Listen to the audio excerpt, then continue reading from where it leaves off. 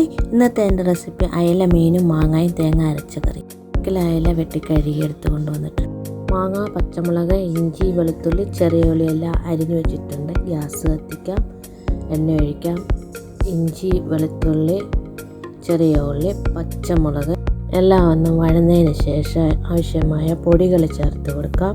1/4 spoon മഞ്ഞൾപ്പൊടി, 1 spoon മുളക് പൊടി, 1/2 സ്പൂണ് മല്ലിപ്പൊടി എല്ലാം ഇട്ടൊന്ന് വഴറ്റി കൊടുക്കാം.